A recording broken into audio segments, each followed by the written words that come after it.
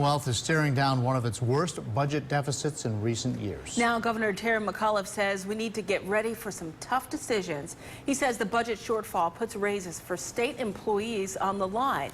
He blames the deficit on the poor performance of withholding and sales tax collections, along with a lack of skilled workers.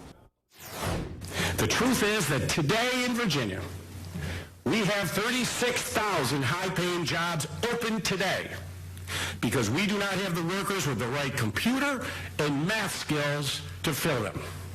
As I've told many of you individually, we either fill those jobs or those companies will move to other states. It's that simple. McAuliffe suggests expanding Medicaid would bring in more federal dollars, which would help with the shortfall. Republican lawmakers, though, are against that strategy.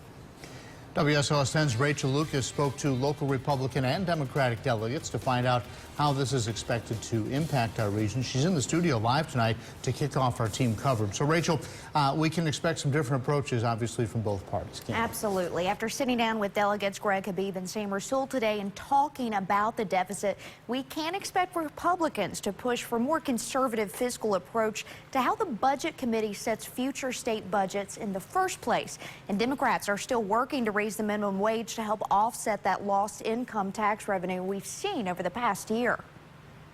As the Commonwealth faces its worst budget deficit since the recession, Governor McAuliffe asks Virginians to brace themselves for a tough road ahead. We cannot assume that the remainder of the fiscal fix will be easy or short. We must prepare ourselves for tough decisions ahead.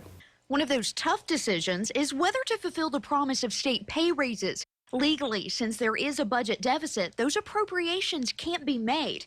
This is an added burden for local school districts who already granted those raises. Teachers who got their annual contracts starting, a month ago have already begun getting those pay raises. Well, now if that contingency isn't met and the state portion doesn't come, the localities are still on the hook. Although Virginia saw a 2.3% job growth this year, Habib says the focus needs to change from job creation to driving up what those jobs pay. While our unemployment rate has been going down, the average monthly wages have actually been going down as well.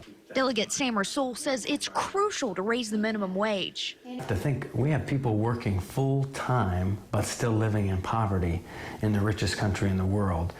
Obviously, those individuals still have to receive government assistance. So when we have debates about what people should be making, we need to really keep that in mind. While the outlook for state raises is looking grim, Rasool says there are other options, including dipping into the state's rainy day fund that's an estimated $750 million.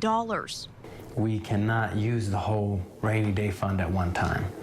The maximum constitutionally we can use is half at one time.